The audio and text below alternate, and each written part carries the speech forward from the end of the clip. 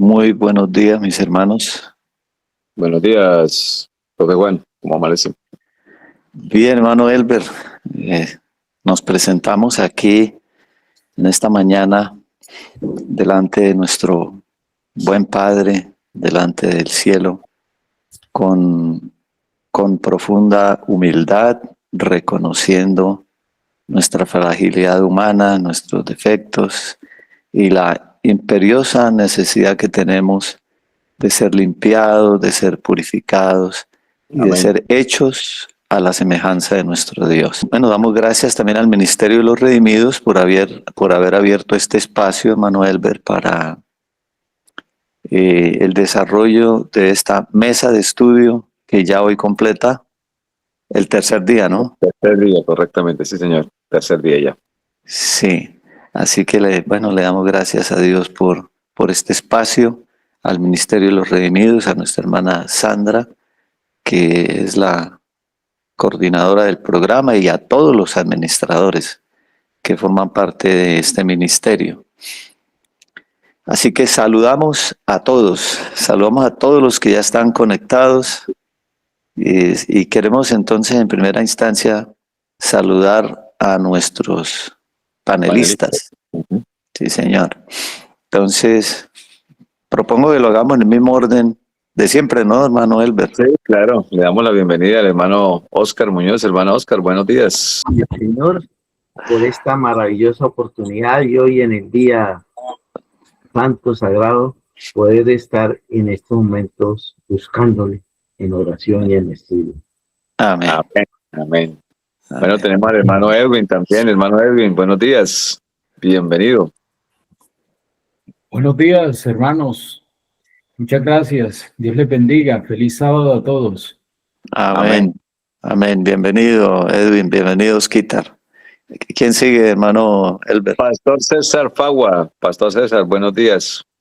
Buenos días a todos los moderadores y al grupo de los redimidos. Buenos días. Muy Ok. buenos días. Muy buenos días, Pastor Fagua. Y como a alguien que casi no conocemos, el Pastor Deiner. Pastor Deiner, buenos días. Bienvenido a este mesa de estudio. Creo, hermano Elber, si ¿Ya está? recibí un mensaje de la hermana Sandra hace unos minutos donde nos dice que el pastor tiene problemas de señal en este momento. Ah, qué lástima. Bueno, Sí, sí. Bueno, nos lamentamos que no pueda estar. esperemos que se le mejore la señal. Sí, sí, esperemos que se le mejore. Bien, tuvimos una muy bonita oración hace unos minutos. Damos gracias al pastor Juan por esta oración. Y sin embargo, antes de iniciar el último tema de nuestro hermano Oscar, que lamentable ya pasó tan rápido, ¿cierto? El tiempo corre mucho. Pasó rápido el tiempo.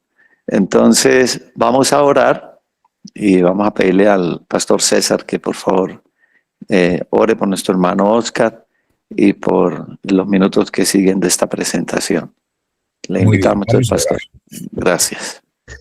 Santísimo Padre Celestial, estamos agradecidos, Señor, porque nos regalas este tiempo para reflexionar, estudiar tu palabra, entender justamente estas escenas finales en las cuales muy pronto estaremos enfrentados o ya estamos de hecho, enfrentando algunos de estos principios de dolores que de hecho son por lo menos nos ayudan a discernir que estamos en los tiempos finales y son premonitorios del hecho más glorioso que es tu segunda venida.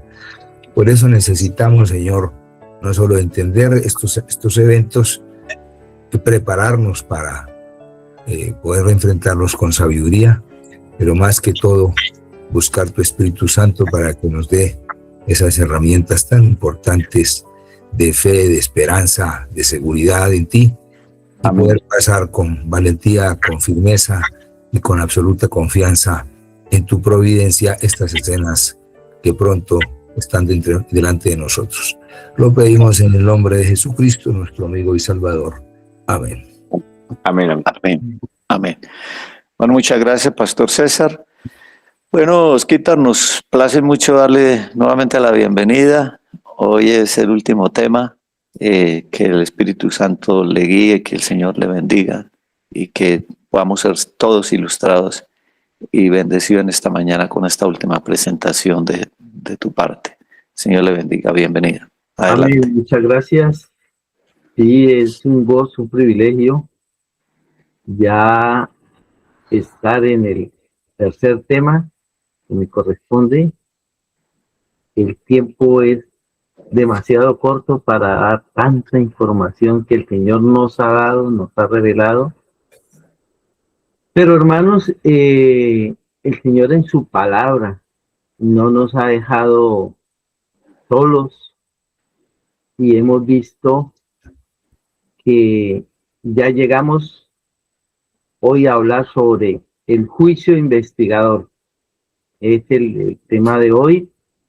Durante estos 3 días hemos estado hablando de algo que nos identifica y del por qué demostramos que estamos en el tiempo del juicio investigador. El Señor, a través de la historia, nos ha hablado, y algo que hemos querido hacer énfasis es, ante todos esos acontecimientos, Dios está al frente. Muchos se preocupan, ¿qué pasa? Dios está actuando, ¿qué pasa con Dios? ¿Está en silencio? ¿Está callado? Pero como vimos al iniciar de esa profecía que nos identifica como pueblo, esa profecía de 2300 días, de tarde y mañana, el Señor nos muestra una tarea importante.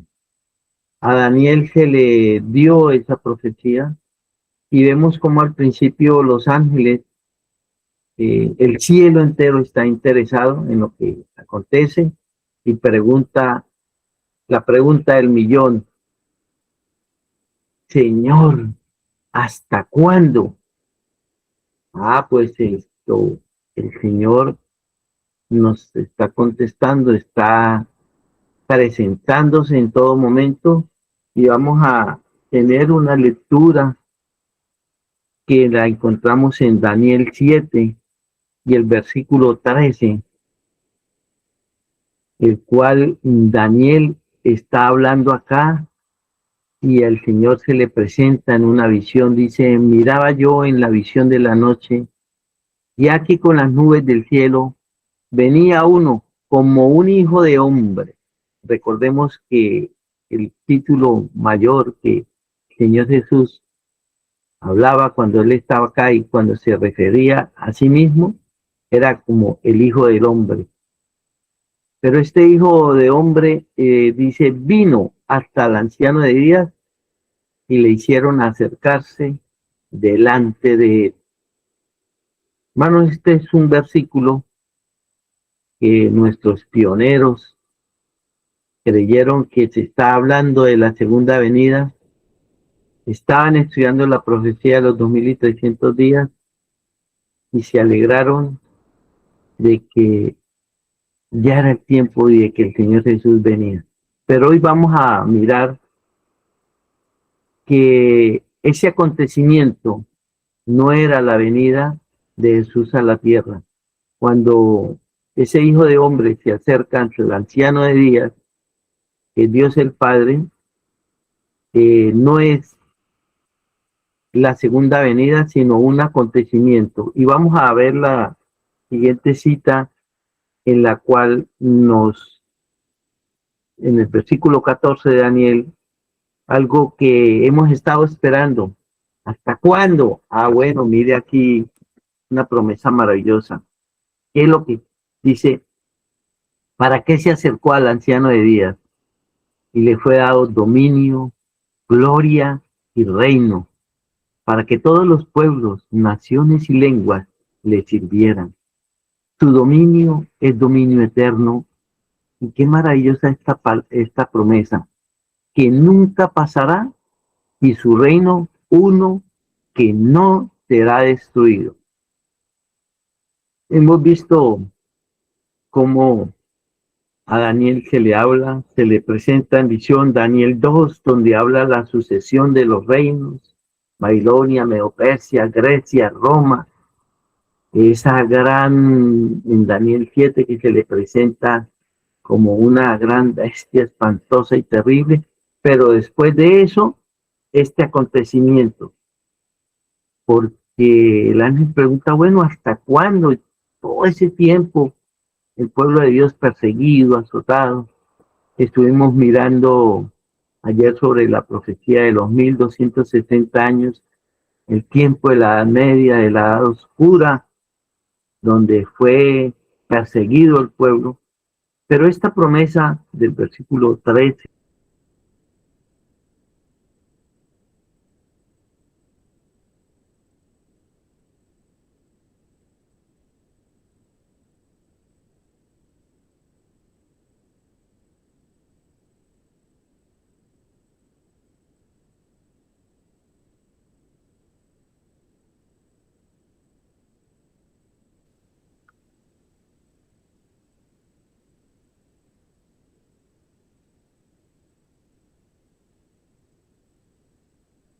Hermano Oscar, no lo estamos escuchando.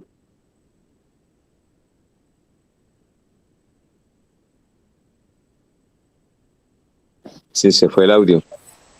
ya, ahí, ahora sí, Ahora sí. la cámara se apagó también. Bueno, qué pena. Bien, esto, que puse el cuaderno encima, entonces de pronto se movió algo. Bien, el Señor nos muestra esa promesa maravillosa de que esos reinos no van a seguir siendo así como estamos sufriendo las consecuencias de esos gobernantes, sino que Él muy pronto va a recibir el reino. En el día de hoy pensaba hablar sobre las bodas del Cordero. Este tema del juicio investigador es lo mismo que en la palabra de Dios está como las bodas del Cordero. También habla como la parábola de las 10 vírgenes. También habla como la parábola donde el rey entra a mirar los invitados y a mirar si tienen puesto el traje de bodas. Todos esos acontecimientos están hablando de este mismo, es el mismo juicio investigador. O sea que estamos en ese momento donde las bodas, en 1844, empezó ese juicio investigador, empezó esa fiesta de las bodas, y esa fiesta de las bodas, la inspiración dice que las bodas es el acto de Jesús de ser investido como dignidad de rey. Así es de que después de este acontecimiento, el siguiente movimiento es versículo 18, después recibirán el reino los santos del Altísimo. Es maravilloso este momento, porque ¿hasta cuándo? Ah, bueno, aquí se nos está mostrando, después de los 2300 días que se terminaron en 1844, empezó este gran acontecimiento. En estos momentos, el Señor está recibiendo el reino. ¿Para qué lo está recibiendo? Ah, para compartirlo a los santos del Altísimo, y también nosotros vamos a tener ese privilegio. Poseerán el reino hasta el siglo, eternamente y para siempre. ¡Ay, qué maravillosa promesa, hermanos! Estamos cansados de estos malos gobernantes, de estas situaciones, pero esta promesa nunca se nos debe olvidar. El que ha de venir, vendrá. Aún un poquito, y el que ha de venir, vendrá. Entonces, estamos ante ese acontecimiento, estamos en las bodas del Cordero, entre la parábola de las 10 vírgenes. Lastimosamente, esa parábola nos dice que las 10 se durmieron, quedaron dormidas. Y si nosotros vemos al pueblo de Dios, desafortunadamente, muchos nos encontramos en esa situación, dormidos. Pero hay un momento donde somos despertados y estas reuniones, estos acontecimientos son los que hacen donde nosotros las lámparas no se nos van a apagar. A las 5 fatuas se les apagó, no habían hecho provisión. Pero estas reuniones, en estas mañanas, en estos amaneceres, nos muestran que estamos recargando estas lámparas del aceite del Espíritu Santo. Bien, sigamos en la siguiente. Hay una cita del Conflicto de los Siglos, capítulo 29, la página 533, donde nos está hablando de este acontecimiento y donde se le aclara, o se nos aclara, que no era la segunda venida. Dice, la venida de Cristo descrita aquí no es su segunda venida a la tierra. Él viene hacia el anciano de días en el cielo para recibir el dominio, la gloria y un reino que le será dado a la conclusión de su obra como mediador. Pero interesante, aquí dice es cuando se concluya. Él está recibiendo el reino, pero hasta que no concluya su obra de mediador. Es esta venida y no su segundo advenimiento a la tierra la que la profecía predijo que había de realizarse al fin de los 2300 días en 1844. Esto nos confirma que somos un pueblo, un remanente que tiene un privilegio de vivir en estos momentos. Y saben, amigos, hermanos, que el enemigo no quiere que esta profecía, la de los 2300 días, sea entendida. Y muchos líderes dentro de nuestra misma iglesia han atacado, como Desmond Ford, un gran erudito en nuestra iglesia, que después concluyó que no, que ese acontecimiento que Jesús pasó directamente en el año 31 al lugar santísimo, pero como hemos estado viendo y como mencionaba yo en días anteriores, el Señor Jesús tiene 3 títulos, pero son progresivos, no los 3 títulos, no los tiene a la vez. Él es nuestro profeta y cuando vino aquí a la tierra, vino como nuestro profeta y lo reconocieron. La mujer samaritana dijo, este es el verdadero profeta de que hablaban las profecías. Pero cuando termina su tiempo, entrega su vida y en el año 31 asciende al cielo como nuestro sacerdote, a hacer otra faceta de nuestro sacerdote, entra al lugar santo, no directamente al lugar santísimo, porque en el santuario se mostraba que el sumo sacerdote tenía que hacer primero una obra durante el lugar santo. Esa fue la obra que fue a hacer el Señor, que es la que hemos estado hablando, desde el año 31 hasta 1844, hacer su segunda faceta de sumo sacerdote. Pero él también, el punto focal, su meta es tomar el reino, recibir el reino. Y por eso en 1844 empiezan las bodas. ¿Qué son las bodas? El acto de ser investido Jesús como dignidad de rey. Hermanos, y desde 1844 ya casi van a ser 200 años que el Señor está recibiendo el reino. ¿Y por qué se demora tanto? O sea, para nosotros, ¿por qué tanto tiempo? Hermanos, porque para él recibir el reino, pues, el profeta le muestra,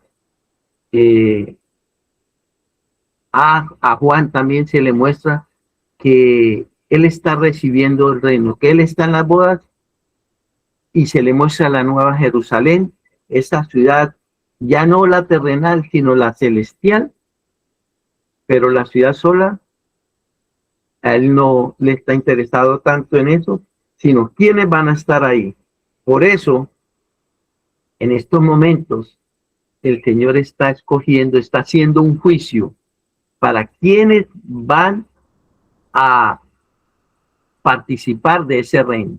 Y por eso también vamos a esa, el siguiente versículo nos habla de, y cuando él se acerca al anciano de días, Daniel 7:10 dice, el juez se sentó y los libros fueron abiertos. 1844 habla, los libros fueron abiertos. Entonces vamos hoy a ver, bueno, ¿qué libros están siendo abiertos? No quise expandirme tanto en cuanto a la parábola de las bodas, porque eso se ha hablado bastante. Pero yo quiero, hermanos, en esta mañana, dedicarle un poquito más a qué libros y qué hacen cada libro. Así de que vamos a hablar, uno de los libros es el libro que fue abierto, es el libro de la vida. ¿Qué pasa con el libro de la vida? Dice, contiene los nombres de todos los que entraron alguna vez en el servicio de Dios. O sea, en el juicio se va a mirar es quiénes están escritos en el libro de la vida. Solamente los que están. Los impíos, los que no han reconocido a Dios, los que no han aceptado, dice, va a haber otro tiempo, otro juicio para ellos. Pero solamente los que tenemos el nombre, porque tengo la seguridad, 26 de noviembre de 1983, hice ese pacto con el Señor y fui recibido como miembro y mi nombre ese día fue escrito en el libro de la vida. Quiero aprovechar para hacer un llamado. Apocalipsis 21:7 está hablando quiénes son los que van a estar en el cielo. Apocalipsis 21:27 dice, sino solamente los que están escritos en el libro de la vida del Cordero. Por eso, si hay algún amigo en esta mañana que no tiene anotado su nombre en el libro de la vida del Cordero, piénselo bien. A veces pensamos, uy, tan difícil entregar la vida a través del bautismo como es en estos momentos. Antes era con el rito de la circuncisión, pero algo interesante que nos muestra la palabra de Dios es que no todos somos hijos de Dios. Somos criaturas de Dios. Pero para ir al reino de los cielos necesitamos ser hijos de Dios. Y la única forma de ser hijos de Dios es siendo adoptados. Y cuando entregamos nuestra vida, aceptamos a Jesús como nuestro Salvador, nuestros nombres están escritos. ¿Está mi nombre escrito? Yo sí. El 26 de noviembre del 83, mi nombre fue escrito en el libro de la vida del Cordero. Bien, siguiente vamos a mirar. Otro de los libros es que fue abierto, es el libro de las memorias. Malaquías 3:16 dice, y fue escrito un libro de memoria delante de él para los que temen a Jehová y para los que piensan en su nombre. Entonces, ese es otro de los libros. Todo, hermanos, está siendo escrito. Los ángeles están llevando a cabo, anotando todo acontecimiento que está sucediendo en cada uno de los hijos de Dios. Otro libro también que menciona, siguiente diapositiva, que se abrió en ese momento es la ley de Dios. ¿Por qué la ley de Dios? Porque es la regla, la norma. Por eso en Santiago 2:12 dice, así hablad y así haced, como los que habéis de ser juzgados por la ley de la libertad. Hermanos, interesante. Nuestras palabras, lo que decimos, lo que hacemos, dice, vamos a ser juzgados por el libro de la ley de la libertad. La ley de Dios es la norma en la cual muestra de qué lado estoy. Pero hay otro libro más que está, el cual es la Biblia. Y también el libro de la muerte. Esos dos libros que ahorita vamos a mirar, y hay una cita de primeros escritos que me llama la atención. En la página 52 dice, serán abiertos el libro de la vida y el libro de la muerte. En el libro de la vida llevan anotadas las buenas acciones de los santos, porque se va a hacer la separación. En el de la memoria está escrito todo, pero va a llegar el momento donde vamos a estar anotados en alguno de los dos libros. En el libro de la vida, donde están anotadas las buenas acciones, y en el libro de la muerte contiene las malas acciones de los impíos. Estos libros son comparados con el de los estatutos de la Biblia, y de acuerdo con ella son juzgados los hombres. Interesante. Ahorita vamos a hablar un poquito más de eso. Vamos a mirar la siguiente diapositiva, en la cual vamos a ampliar más el libro de las memorias. Ya dijimos, el libro de la vida contiene los nombres. Va a ser comparado con el de la ley de Dios y la palabra de Dios. Pero el de las memorias, hay algo interesante. En el conflicto de los siglos, página 535, dice que en el libro de las memorias hay una parte donde están anotadas las buenas obras. Y dice, el libro de memorias de Dios, todo acto de justicia está inmortalizado. Toda tentación resistida, todo pecado vencido, toda palabra de tierna compasión están fielmente consignados y apuntados. También todo acto de sacrificio, todo padecimiento y todo pesar sufrido por la causa de Cristo. A veces sentimos de que como que nos defraudamos, de las personas no son agradecidas, hacemos cosas en la misma iglesia, en la misma familia, pero dice ahí, para Dios no. Para Dios está todo registrado, todos esos actos buenos están, pero malas noticias también, aparentemente, ¿no? No solamente las buenas obras. En el libro de las memorias también están escritas las malas obras y los pecados. Dice, ahí, además, un registro en el cual figuran los pecados de los hombres. Pues, como dice en Eclesiastés 12:14, Dios traerá toda obra a juicio, juntamente con toda cosa encubierta, sea buena o sea mala. Y Mateo 12:36 y 37 dice el Salvador, por tus palabras serás justificado y por tus palabras serás condenado. En ese momento se me viene a la memoria un movimiento que está surgiendo en el cual todos vamos a ser salvos, hasta el mismo demonio. Y yo seguía a un gran hombre, es un hombre de Dios, pero en este momento está confundido. Natanael Baloyes está predicando que todos vamos a ser salvos, nadie se va a perder. Pero acá encontramos que va a haber un libro de las memorias. Y dice el mismo, son palabras de Jesús. Por tus palabras serás justificado y por tus palabras serás condenado. Sí hay una condenación. El mismo Señor Jesús lo dijo. No es de que eso, tranquilos, que a la final todos vamos a ser salvos. No, eso no dice la palabra de Dios. Entonces, en el libro de las memorias es importante que nosotros entendamos esto. Estamos siendo anotados todas mis acciones, tanto las buenas obras como las malas obras. Vamos a seguir la siguiente diapositiva.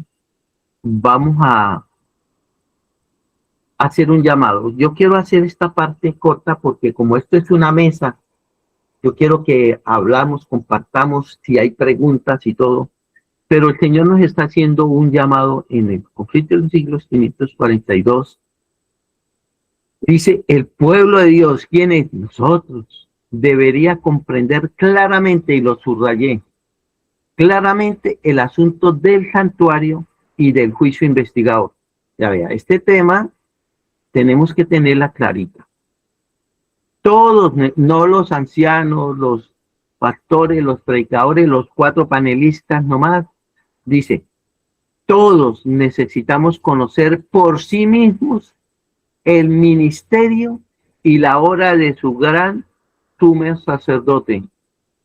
De otro modo, mire, si nosotros no entendemos qué es lo que está haciendo Jesús, porque es algo que decíamos desde un principio, no nos vamos a concentrar en fechas, en acontecimientos, que en Clodoveo, que en Antíoco, que en la bestia, que Alejandro. Sí, eso es muy bueno y a mí me gusta. Lo he predicado muchas veces. Pero en este momento estamos siguiendo, es que está haciendo Jesús. Hay un santuario en el cielo, muchos lo niegan. El Señor Jesús pasó del lugar santo al lugar santísimo. Esa obra es la que necesitamos tener muy claro, ese ministerio de Jesús. Si no sabemos qué está sucediendo en este momento, no estamos siguiendo los pasos del Señor Jesús en el santuario celestial. ¿Qué va a pasar? Dice, de otro modo les será imposible ejercitar la fe tan esencial, porque estamos hablando de justificación por la fe.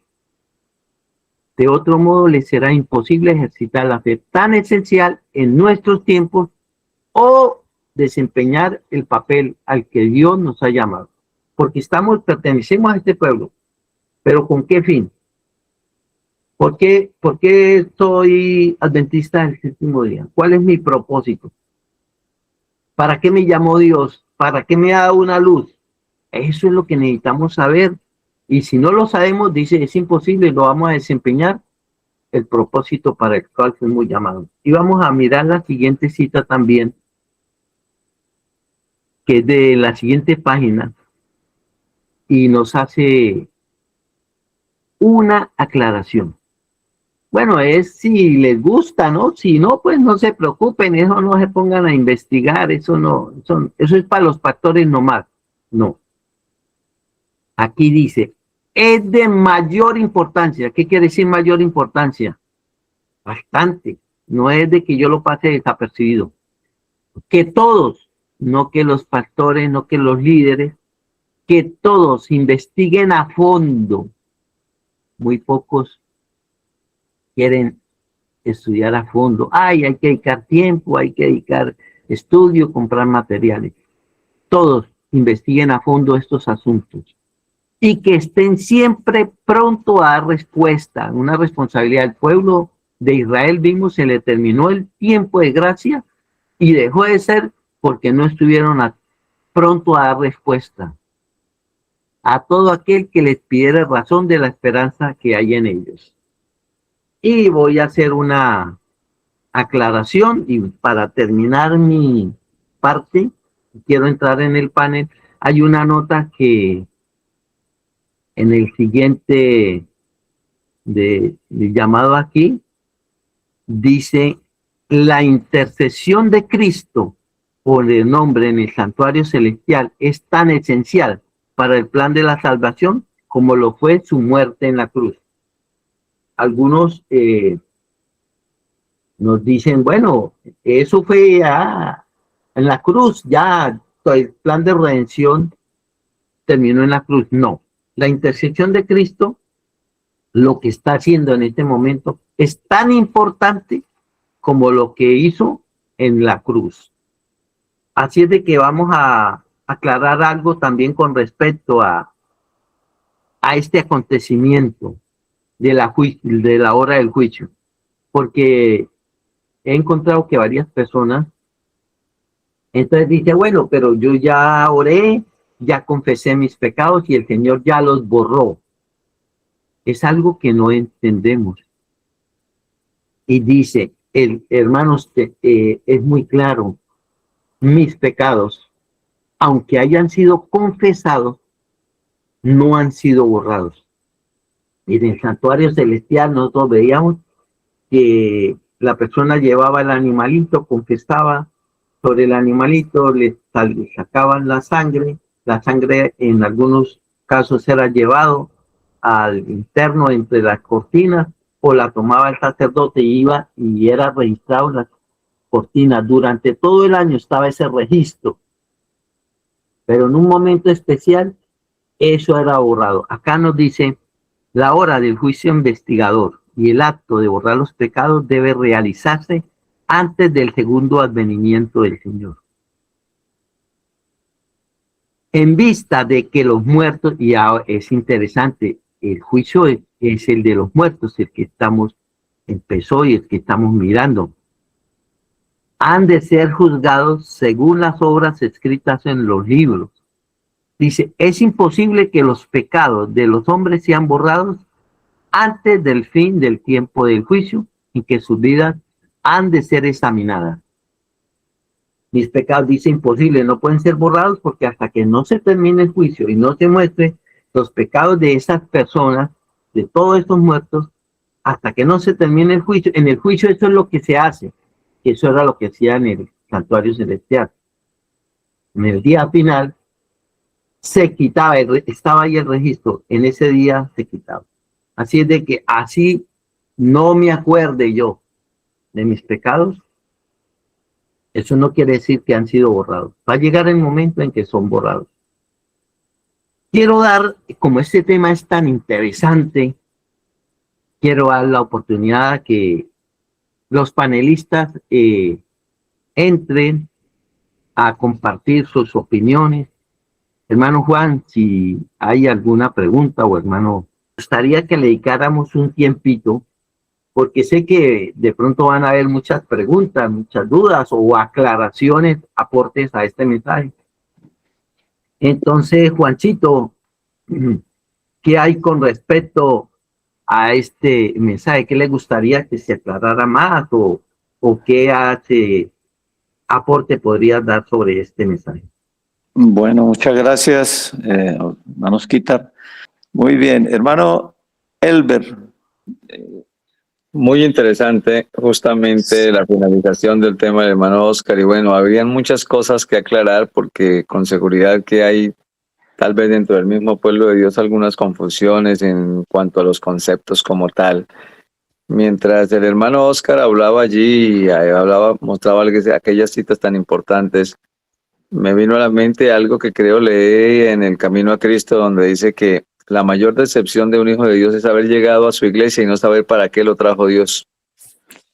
Tremendo. ¿Sabe qué me impresiona muchísimo, hermano Elber y Osquitar?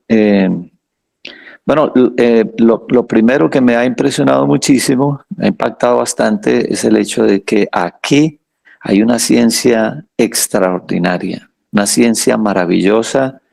La ciencia es toda una ciencia, la del juicio investigador, y lo que Osquitar enfatizaba y es seguir paso a paso lo que está ocurriendo en este momento en el santuario, que se inicia en 1844 y que tenemos tantísimas cosas. De hecho, hay dos preguntas en el chat muy interesantes. Yo tengo aquí una cantidad de anotaciones que por supuesto el tiempo no nos va a dar, y sabe que pensé, hermano Elber, que solamente en el juicio investigador, no sé cuánto tiempo tardaríamos nosotros en estudiar ese. Mínimo una semana. Fuerte, mínimo, sí, una semana. Sí, solamente en el juicio investigador. De hecho, profe Juan, aquí justamente en el chat hay una apreciación. Dice, la hermana Guay escribió en 1897 que al bautizarse, muchísimos son sepultados vivos. Esos no convertidos que son bautizados, ¿son inscritos en el libro de la vida? Sí. Todo el que haya en el juicio precisamente es para decir quiénes fueron reales y quiénes fueron sinceros.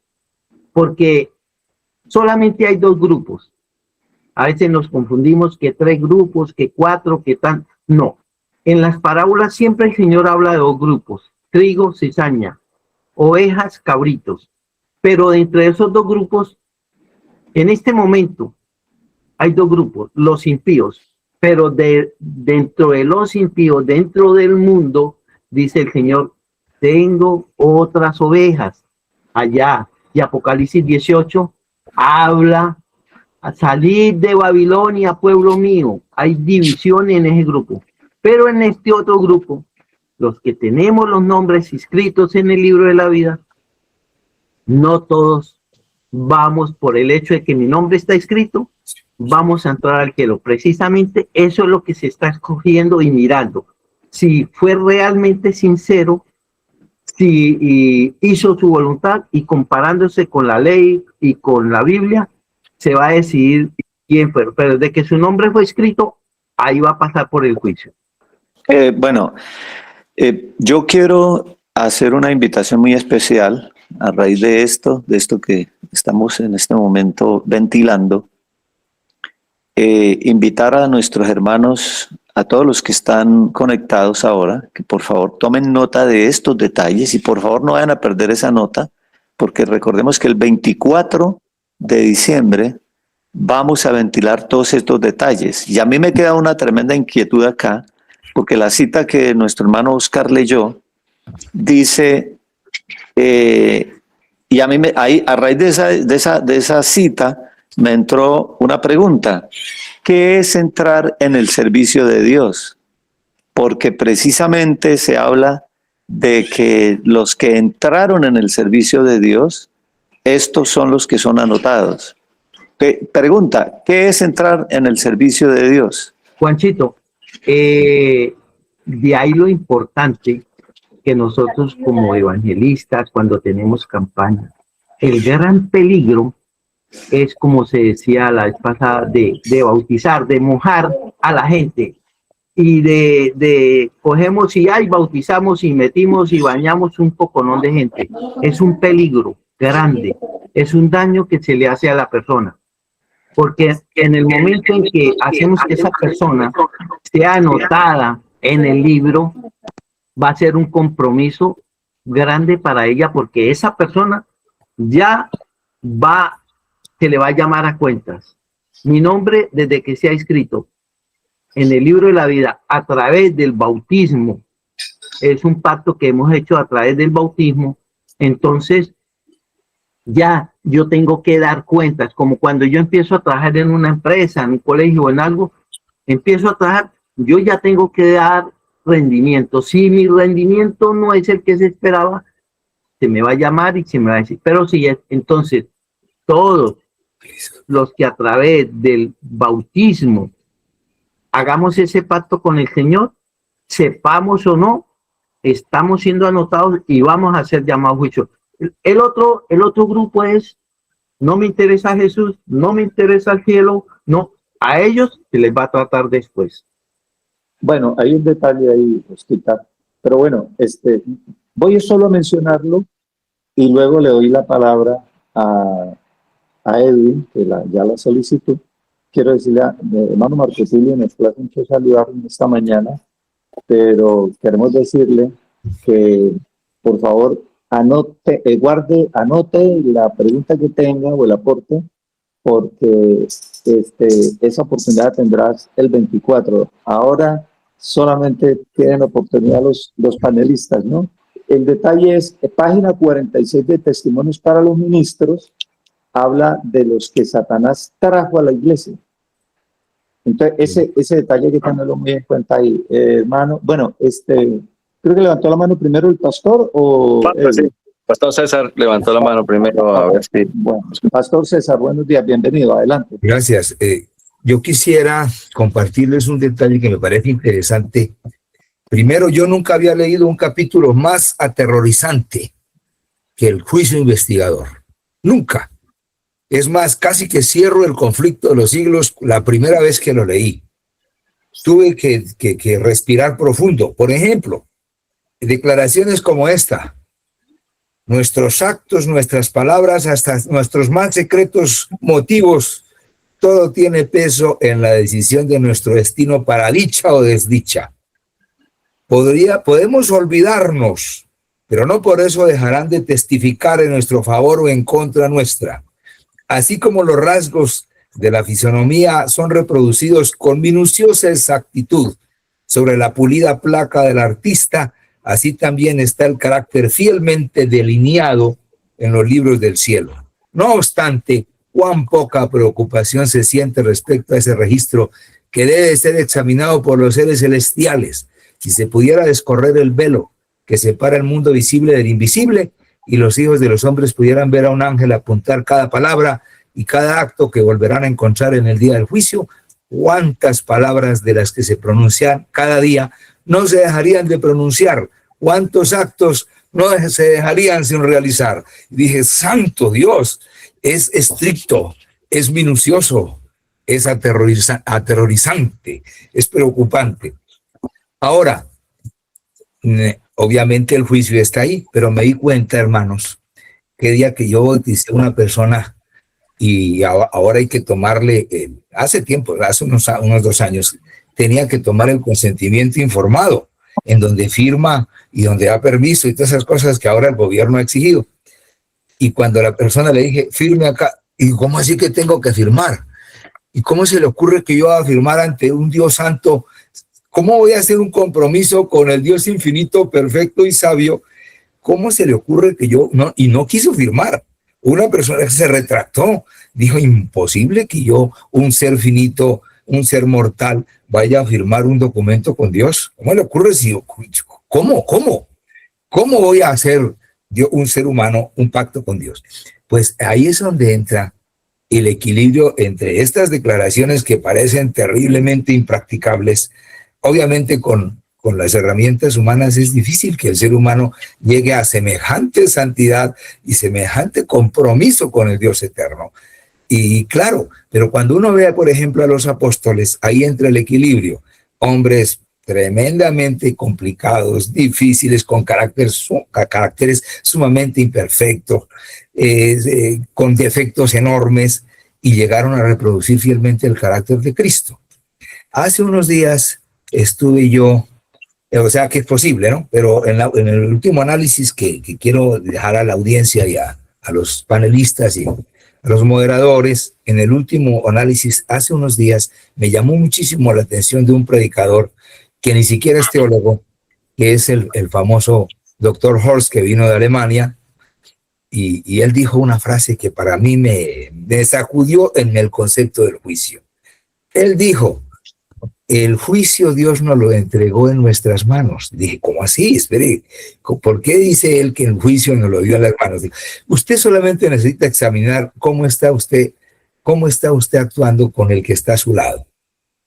¿Qué tan condenador, qué tan justiciero está haciendo usted con su empleado? ¿Cómo está usted tratando a su hijo? ¿Cómo está tratando a su vecino? ¿Cómo está tratando a su esposa? Y si usted es el juez que se sienta en el sitial del juez y no permite que Dios sea el juez, y si usted no es capaz de dar misericordia, ahí usted ya ve un catalizador. Vamos a decir, un catalizador que te indica si pasarías hoy el juicio o no. Digo, oye, el juicio nos lo dio en nuestras manos Dios. Sí es cierto que tenemos que ver, que ser escrutadores cuidadosos con nuestra conciencia y mirar muy atentamente cómo estoy yo frente al juicio hoy, en estas 24 horas. Pero por otro lado, no podríamos aterrorizarnos al punto de decir, santo Dios, es terrible, creo que nunca pasaré esa escena del juicio. Sí, hay que escrutar, hay que mirar, pero Dios no lo dio en las manos. Y puedo decir, Dios mío, mirando mi conducta ayer, fui justiciero, fui tremendamente acusador, me parezco más al enemigo que a Dios. Ayúdame a corregir esa deficiencia. Eso quería comentarles. No, gracias, Pastor César. Muy interesante, es muy serio. O sea, a lo que nosotros estamos enfrentados es un asunto sumamente serio, de una naturaleza muy elevada, pero tenemos toda nuestra confianza puesta en la obra maravillosa del Espíritu Santo, que es quien nos regenera, nos transforma, nos cambia absolutamente abandonados en sus poderosas manos de amor y de poder transformador. El que inició la buena obra, Él la llevará a su final. Así que gracias a Dios porque en Cristo Jesús recibimos ese don maravilloso del Espíritu Santo. El Señor Jesús dijo, me voy, pero os enviaré otro consolador, el cual os convencerá de pecado, de justicia y de juicio. Él os guiará a toda la verdad. Hermano Edwin, adelante, bienvenido. Sí, quería aportar en cuanto a la pregunta, ¿quiénes entran al juicio? Y tenemos que entender que el juicio es para vindicar la justicia. Ese es el propósito central del juicio, vindicar la justicia. Y parte de esa justicia es la que Dios le da al creyente. Cuando le da Dios la justicia al creyente, tanto la justicia imputada como la justicia impartida, cuando el creyente experimenta un verdadero arrepentimiento y una verdadera entrega. Ahí es que Dios le acredita y le otorga su justicia. Y esa justicia luego es la que entra al juicio a ser vindicada. ¿De qué manera? Si la justicia que Dios le declaró al creyente se corresponde con su vida, se corresponde con sus obras, ¿sí?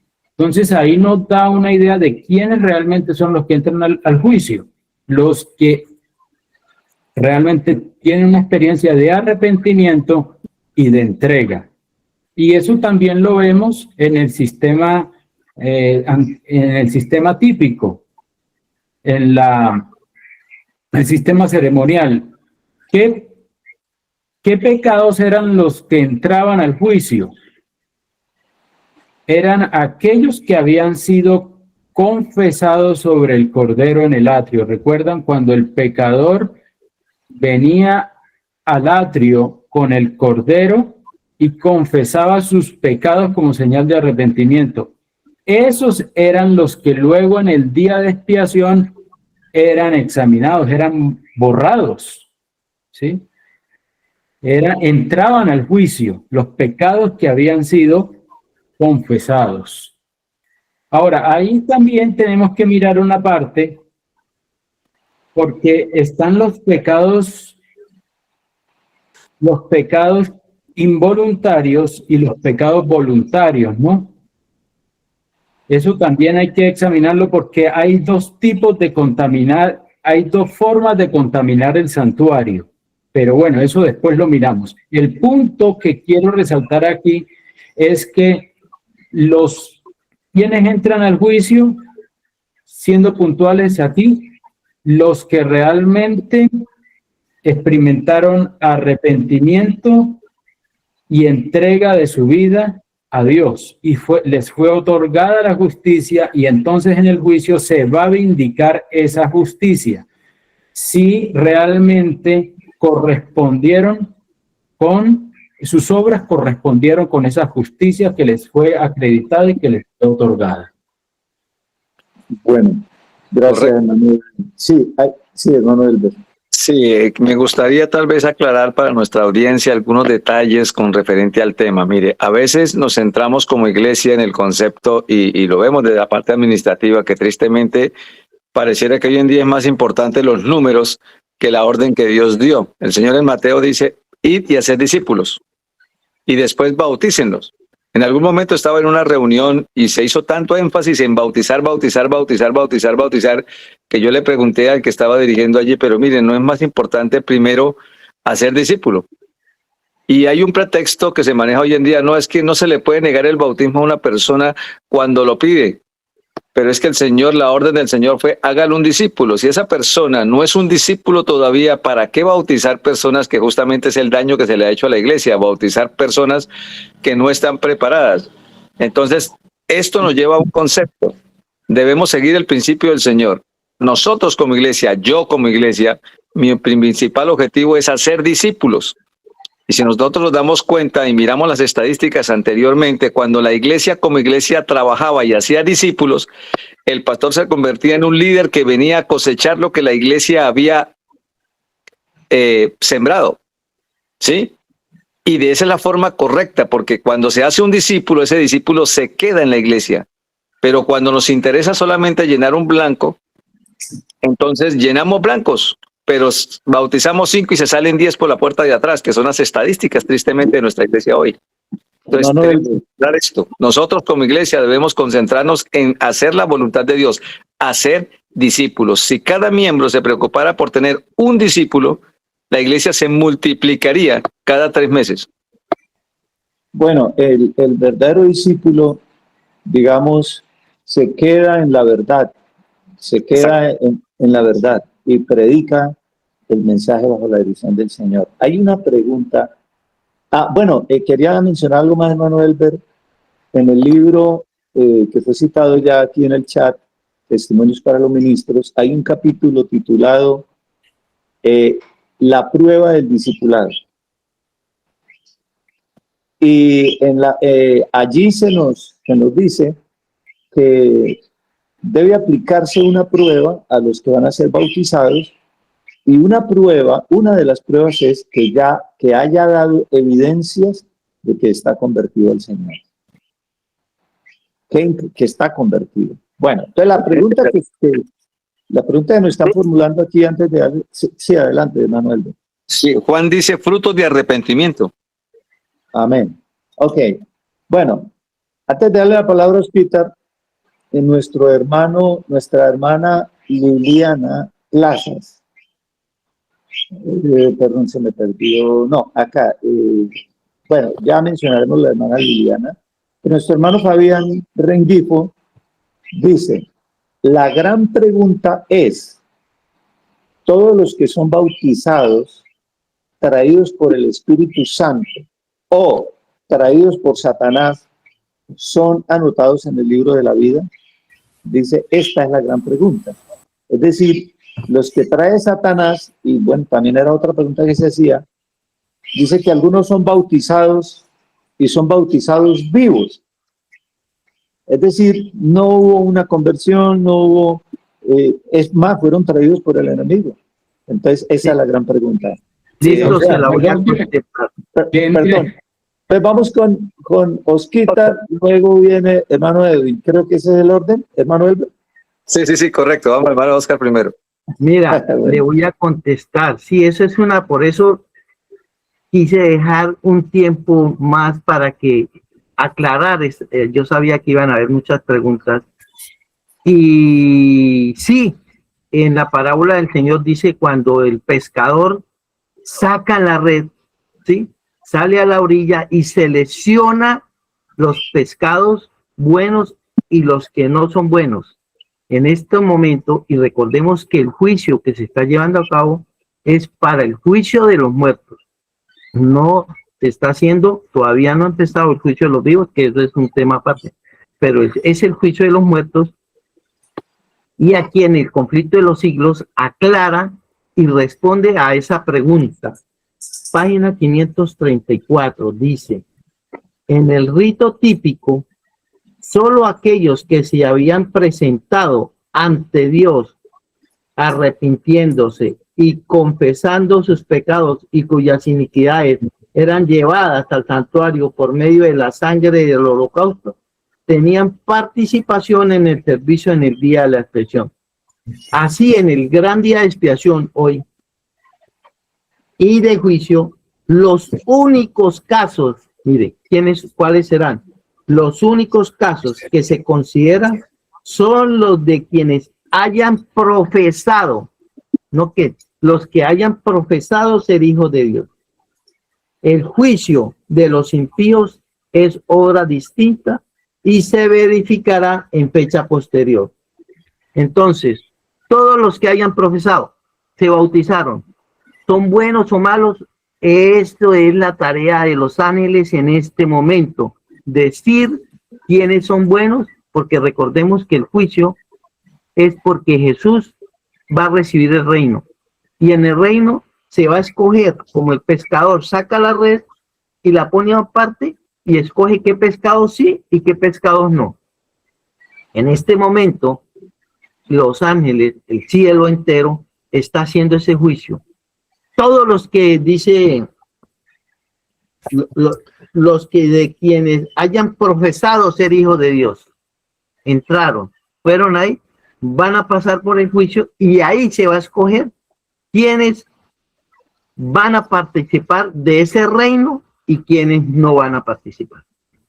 Bueno, ok, hermano Edwin, y luego tenemos al pastor César Pablo de nuevo. Adelante, hermano Edwin. Sí.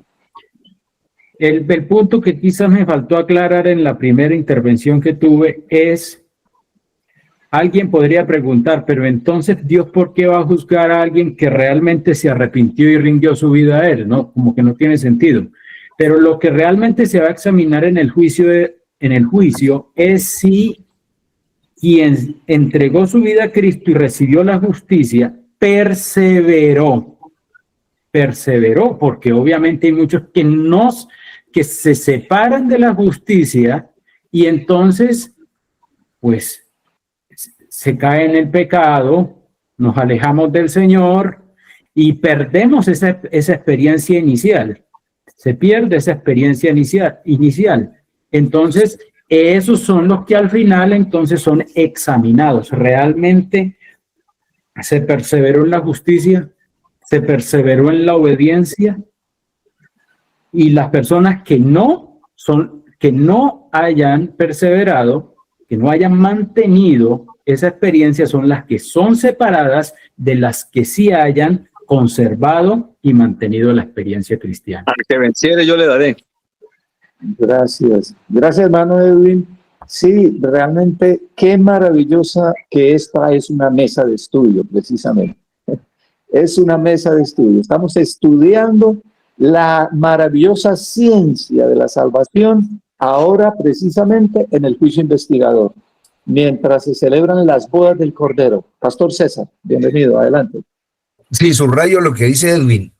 Realmente toda persona, aún en el catolicismo, justo el Cuerno Pequeño, cuando se abre, él acaba de hacer sus blasfemias y demás detalles, pero ha pretendido ser cristiano. Y todo este conglomerado del catolicismo, de alguna manera pretendió conocer a Cristo, usó la Biblia, eran los depositarios de los oráculos sagrados. Así que ellos también van a ser pasados por el proceso del juicio. El hermano dice, pero al fin, ¿quién trajo a la iglesia a esa gente? ¿El diablo o fue Cristo? No, porque la Biblia dice, si retrocediere. Pablo dijo, habiendo sido heraldo, vaya a ser yo desechado, golpeo mi cuerpo y lo pongo en servidumbre. El que persevere hasta el fin. En fin, hay una serie de evidencias de que Dios es el que llama. Por eso uno no puede decir, ¿quién puede determinar si una persona ya está lista para el evangelio? Yo como pastor he visto personas, obviamente que hay algunos parámetros introductorios antes de bautizar a una persona, pero he visto personas de trayectoria, estudiando todos los libros, practicando y se salen al cabo de 2 años o 1 año y medio. ¿Uno puede acaso impugnar la sinceridad de esa persona o impugnar que la iglesia no cumplió su labor juiciosa en llevarlos a los pies del Señor? No, ninguna de las dos. Aquí el problema es como dijo Edwin ahora, el problema es si la persona no persevera en su actitud de ser salvado. Obviamente que la iglesia no hemos hecho bien la labor en la selección de los creyentes, por lo menos en la parte introductoria, en darles las lecciones, en invitarlos a ser discípulos, lo que dijo el hermano Elber. Pero, por otro lado, no se puede decir que una persona que llegó a los pies del Señor o que figura en los libros de la iglesia o que está en la iglesia, por eso es que no podemos decir nosotros si su conducta es genuina o no es genuina. Eso no nos corresponde. Eso le corresponde al cielo determinarlo. Lo único que sí sabemos es que si la persona retrocede o no, y por eso se hace el juicio. Vemos es que retrocedió, que no perseveró y que no permaneció en la actitud de ser salvado. Por eso es que se hace el juicio, porque se necesita determinar ese detalle y eso no nos lo dio en nuestras manos en el sentido de que podamos ser jueces del otro. El único que puedo ser juez, y ni siquiera de mí mismo, como dice Pablo, ni yo a mí mismo me juzgo. Quiere decir, permítale que el juez sea Dios. Esa es la idea. Gracias, pastor. Bien, el tema está candente, está caliente, está muy interesante. Creo que es muy importante dilucidar la palabra profesar. ¿Qué significa profesar? Ser hijo de Dios. ¿Ok? Creo que esto es de relevancia, de mucha importancia, entender lo que significa profesar ser hijo de Dios. Y creo que la clave está en la palabra perseverar, la palabra perseverar. Y me parece muy buena la nota, la cita que leyó el hermano Oscar allá. Antes de leer la parte de profesar, creo que la clave está ahí. Entonces, le agradecería mucho, hermano Oscar, que por favor nos vuelva a leer la parte donde habla del arrepentimiento, de la confesión. Creo que usted ahí está dando con la clave. Entonces, si tiene la cita ahí, le agradecería mucho que nos la vuelva a compartir. Adelante, disculpa. Sí, Juanchito, primero quiero lo que el pastor César decía. Sí, en el juicio, el Señor no nos ha dado ese privilegio ahora, en este tiempo, a nosotros, porque como humanos nos equivocamos. El juicio y está determinando quién sí es y quién no es el cielo. Pero por eso recordemos la parábola donde están los invitados y entra el rey. El rey es el que entra. Perdón. Y ahí hay toda clase de invitados. Y es tanto que en las fiestas que hacía el rey en esa boda se les daba una vestidura. Pero sorpresa, que entre los invitados hay una persona que no tiene las vestiduras que el rey da, que nosotros sabemos que tenemos que tener las vestiduras. Entonces, ¿quién es el que decide si tengo las vestiduras o no? Que sabemos que las vestiduras es la justicia de Cristo. Entonces el rey dice, ¿y usted por qué no tiene las vestiduras? Y vemos que ahí está toda clase de personas. Había uno entrado, no tenía las vestiduras, no era un verdadero hijo de Dios, pero para eso es el juicio. En eso estamos nosotros, en ese juicio, investigándose quiénes son. Por eso dice la cita en el conflicto de los siglos 534. En el rito típico, solo aquellos que se habían presentado ante Dios arrepintiéndose y confesando sus pecados y cuyas iniquidades eran llevadas al santuario, lo que decía nuestro hermano Edwin, ¿sí? Por medio de la sangre del holocausto, tenían participación en el servicio del día de las expiaciones. Así, en el gran día de la expiación final y de juicio, los únicos casos que se consideran son los de que hayan profesado ser hijos de Dios. El juicio de los impíos es obra distinta y se verificará en fecha posterior, que ahí sí, en ese juicio, vamos a participar nosotros en el milenio, en el de los impíos. Por ahora, ese juicio lo tiene el Señor. Ahí hay un detalle muy interesante, Oscar, y es que creo que están muy conectadas porque en lo que tú acabas de leer, ahí se nos presentan dos ideas aparentemente separadas, pero creo que están conectadas. Creo que cuando habla de profesar hijos de Dios se está refiriendo a los de la primera parte, a los que entran con arrepentimiento. ¿Por qué saco esa conclusión? La obra de los impíos será juicio después. En el libro de Daniel, en el capítulo 12, este libro, el contexto del capítulo 12 es para los hijos de Dios, para los que entraron alguna vez en el servicio de Dios. Allí se nos dice, los entendidos entenderán. Y está hablando dentro del contexto del pueblo elegido. Y dice, los impíos no entenderán. Por eso son impíos, porque no entendieron. ¿Qué fue lo que no entendieron? La justicia. Permítanme, vamos a mirar ese capítulo porque es muy importante y tal vez esto nos ayude a dilucidar, dilucidar el tema que estamos tratando acá en este Juanchito, momento. para apuntar mientras busca la cita, Daniel, el capítulo 12 es un resumen de todos los otros capítulos. Capítulo 12 de Daniel está resumiendo todo lo que él había dicho y ahí es donde está de los entendidos en el final del tiempo. Ok, bueno, dice, versículo 3 dice, los entendidos resplandecerán como el resplandor del firmamento, y los que enseñan la justicia a la multitud como las estrellas a perpetua eternidad. Entonces, los entendidos son los que enseñan la justicia.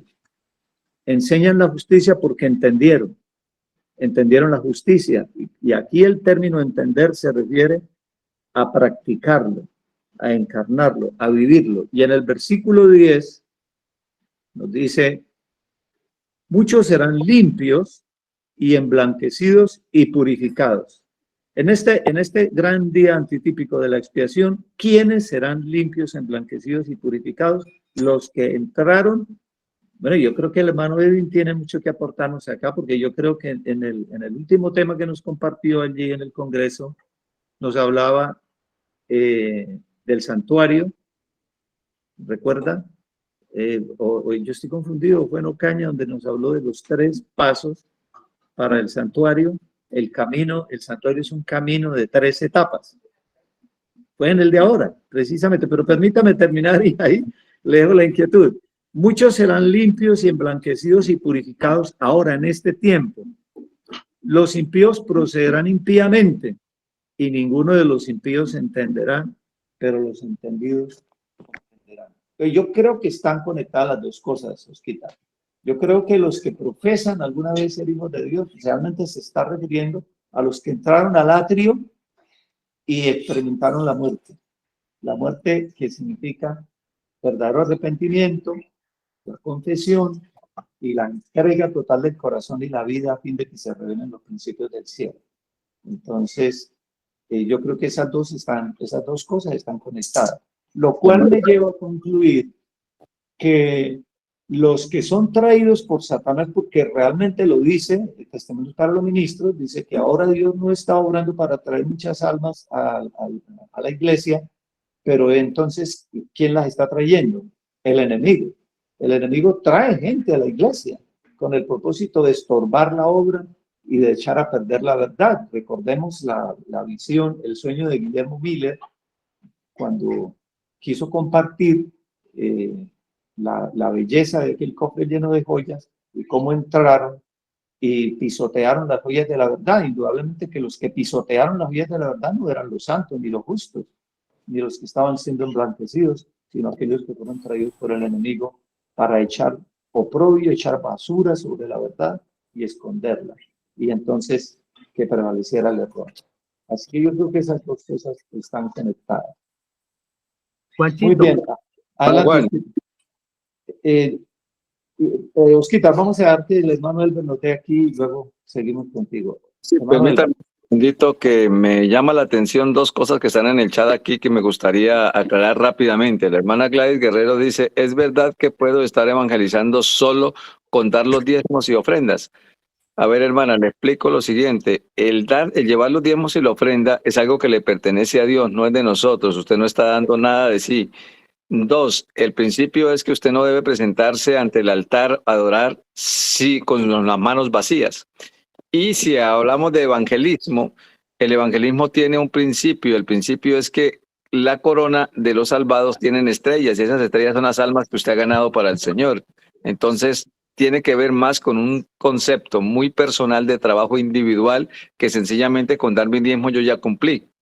Sí, en Estados Unidos se maneja mucho eso, ¿no? Yo doy diezmos, que hagan evangelio allá, que evangelicen con el dinero que yo hoy estoy ganando almas. Es bastante peligroso pensar de esa manera. La hermana Celey Guevara dice, si una persona que toda su vida fue alejado de Dios y en su último momento de su vida se confiesa ante Dios y se arrepintió por sus pecados, ¿cómo será juzgado? Si no tuvo tiempo para corregir su vida. A ver, mis hermanos, esta me gustaría dejarlo para el 24 porque hay una cita específica que habla de esto. Es demasiado riesgoso dejar todo para última hora. Unas pocas lágrimas, dice, un pequeño arrepentimiento y unas pocas lágrimas no van a borrar lo que ya está escrito en el libro, en los libros que se explicaron hoy. Así que es bastante peligroso dejar las cosas para última hora cuando hemos tenido el tiempo suficiente para arrepentirnos. Ese es el punto, hermano. Correcto. Y por último, la oportunidad, sí, señor. otro más importante que dice aquí, queda muy difícil aceptar que Dios trabaja en sociedad con Satanás, anotando en el libro de la vida a esos que trajo Satanás. Hermano Elber, muy importante eso, pero se nos queda algo atrás, que lo había mencionado el pastor César Pagua. Okay. Mencionamos el ladrón de la cruz, aquí pongamos el ladrón de la cruz, ¿verdad? Recordemos que el ladrón de la cruz, él no dejó para arrepentirse a última hora, él no lo planeó así, fueron circunstancias especiales. Y una vida de pecado, una vida de crímenes, de robos, y a última hora Dios le da la oportunidad de arrepentirse y él agarra la oportunidad. La que no agarró el otro ladrón, la tomó. Pero eso también está dentro de la, digamos, como digo yo, la potestad de Dios de definir ese asunto. Muy bien, y en cuanto a lo de que, ¿cómo puede Satanás traer siervos y que se han anotado en el libro de la vida? Yo creo que ese concepto hay que revisarlo muy bien. Creo que el pastor Pagua levantó la mano, ¿o fue? Sí, adelante, pastor. Sí, yo quiero justamente esa pregunta presentarla a la audiencia a consideración de ustedes, el punto de vista que este servidor tiene. Evidentemente, por eso se requiere un juicio. Toda persona, por la razón que sea, se haya adherido a la iglesia, a veces pensamos que la gente se adhiera a la iglesia como un autómata, enceguecido, o vamos a decir presionado, obligado. Toda persona que tenga un grado de inteligencia y que tenga facultades superiores llega a la iglesia primero motivado por la belleza del evangelio. El mismo Judas, hijo de perdición, vio a Cristo haciendo milagros, vio curando a los enfermos, vio atendiendo a los niños con ternura, y eso motivó su corazón. Aquí es toda persona que profesó, por la razón que sea, entró al proceso del evangelio, inmediatamente es registrado. Después se va a saber en el juicio si perseveró y se mantuvo en la actitud de ser salvado. Aquí no podemos decir, no, fue el diablo el que lo llamó y el Señor se equivocó y lo anotó en el libro de la vida. No, señor, él requiere una anotación porque profesó y entró. Requiere, y Cristo se la respeta. En el juicio va a respetar esa decisión y por eso se requiere hacer el juicio para saber si esa decisión perseveró en ella y su actitud estuvo en armonía de manera genuina con los altos dictados de la conciencia y los preceptos del evangelio. Ok, gracias, pastor César. Bueno, les cuento lo siguiente, queridos hermanos. El tiempo se nos terminó, desafortunadamente, y estamos a medias y sin zapatos con respecto al tema. Entonces, yo les invito para que revisemos cuidadosamente este tema, para que nuestros queridos hermanos que están ahí en el chat y que están muy pendientes del asunto, podamos darles alguna respuesta, alguna respuesta el día de mañana tal vez, aunque ya mañana entramos en otro tema. Mañana entramos con nuestro hermano Edwin y yo quería recordarles otro detalle. Bueno, quería recordarles otro detalle importantísimo. Recordemos que el tiempo del fin inicia en el año de 1798, que hemos mirado durante estos 3 días de las presentaciones de nuestro hermano Oscar, lo que hemos denominado principio de dolores. y que este periodo de tiempo, que es el más grande a nuestro mirar, es el más grande de los 4 grandes periodos proféticos que nos separan del regreso del Salvador. Y que este periodo profético llamado, porque lo hemos llamado principio de dolores, va hasta la ley dominical, donde comienza el siguiente gran periodo profético que hemos llamado tiempo de paz y seguridad, que es el tema que nos va a presentar nuestro hermano Edwin y que estará presentándolo a partir del día de mañana. Él inicia su sesión de 3 temas el día de mañana con el tema titulado, el gran periodo profético titulado tiempo de paz y seguridad, un tema al cual se le ha dedicado muy poco tiempo. Y déjenme decirles una cosa. Yo escuché ayer una predicación de uno de los predicadores más importantes, más notorios, permítame decirlo así, más famosos de toda la organización adventista, de los 22 millones de adventistas a nivel del mundo. Podríamos decir que es una de las estrellas que brillan en el firmamento adventista. Y le escuché decir algo que me llamó poderosamente la atención. Le escuché decir que el contrahacimiento, que la imitación que Satanás hace del regreso de Cristo será después del cierre del tiempo de gracia. Me quedé extrañado de escuchar eso de una eminencia y me quedé pensando en esto.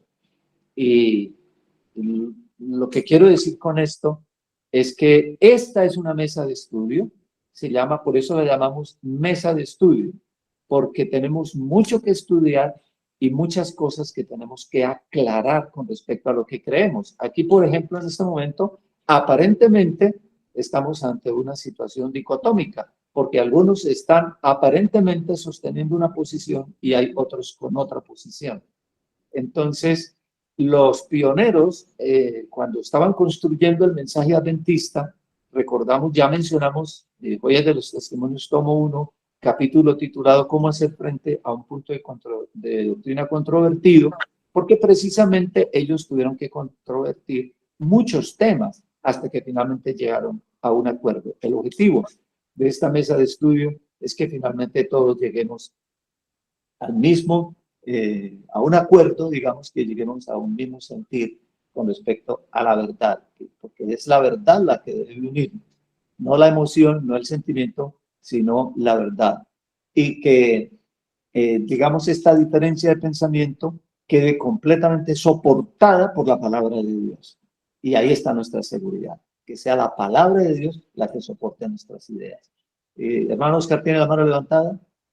Adelante. Sí, Juanchito, para terminar, para concluir, recordemos la parábola del trigo y la cizaña. En el campo que el Señor sembró salió cizaña. Y se preguntan, ¿quién? Dice, el enemigo. Esa tarea de sacar la cizaña, dice, no lo hagan ustedes. Los ángeles al final te va a revelar. Pero hay trigo y hay cizaña, ¿cierto?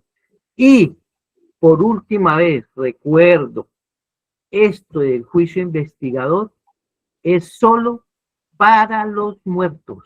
El juicio investigador se está llevando solamente para los que están muertos, porque es la única forma en que el Señor les puede hacer juicio. El juicio de los vivos, nosotros que estamos vivos, eso de que en este momento mi nombre puede haber sido pasado por lista, eso no es real, eso no es bíblico ni el espíritu de profecía. El juicio de los vivos no ha empezado. Este juicio investigador es solo para los muertos, donde están escritas las cosas y no pueden ser cambiadas. En cambio, el juicio de los vivos es una obra diferente, y el hermano Edwin tiene esa parte, aunque yo debía haberla dicho, pero por el tiempo no. Pero el juicio de los vivos no va a ser individual. El juicio de los muertos es individual, uno por uno, registro, obras, la Biblia. Pero el juicio de los vivos es grupal, no va a ser individual, es grupal. Y dice, para adelantar un poco, dice que es la ley dominical, dice, esa es la prueba que tiene que pasar el pueblo de Dios antes de ser juzgado. Allí es, ya así como grupo, van a separarse o grupos, los que reciben el sello de Dios y los que reciben la marca de la bestia. Eso es otra semana también podríamos dedicar para esa parte, pero el hermano Edwin va a hablar sobre eso. Sí, Agradezco, Juanchito, la oportunidad que me haya tenido en cuenta ante estas personas, eruditos y todo, que se haya acordado de este hombre pobre pecador, esta vasija de barro. Gracias, y a los redimidos por haberme permitido este privilegio tan grande. bueno, Osquita, muy bien. Dejemos una pregunta ahí en la mesa de estudio, Osquita. Toda la cizaña está anotada, fue anotada en el libro de la vida. Todos los que entraron como cizaña fueron anotados en el libro de la vida. No la vamos a responder, dejémosla sobre la mesa porque el tiempo se nos acabó. Hermano Edwin, ¿iba a mencionar algo? ¿No? Ok. Bueno, muchísimas gracias, queridos hermanos panelistas, expositores, miembros de la mesa de estudio. Hermano Elber, ustedes en excelente sparring para todo tipo de podcast. Muchas gracias, me da mucha alegría que nos acompañe y nos transmite seguridad. Así que el Señor le bendiga también. Amén. A nuestra hermana Sandra también muchas gracias por haber abierto este espacio del Ministerio de los Redimidos para esta mesa de estudio.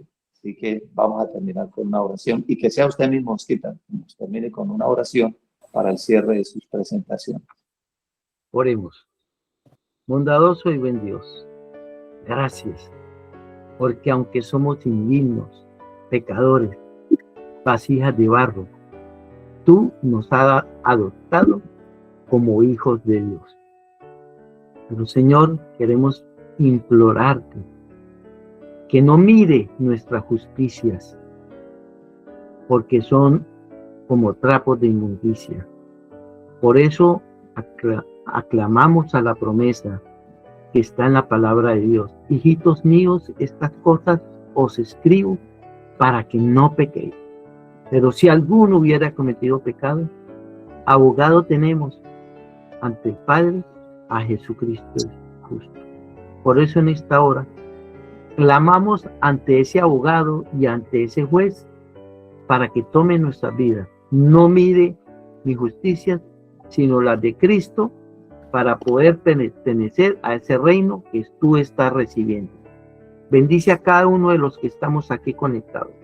Cada familia, Señor, que está representada en cada uno de los oyentes, que recibamos, Señor, tu bendición. Y que si hemos sido cizaña, tú tienes el poder de convertirnos en trigo. Ayúdenos a ser un verdadero trigo que dé fruto para cientos, para miles. Úsanos, Señor, ten misericordia y que todo sea para honra y gloria tuya y porque tu nombre está siendo invocado sobre este pueblo. Te lo pedimos y te lo agradecemos, no porque haya méritos en nosotros, sino en los de tu Hijo amado, Cristo Jesús. Amén. Amén.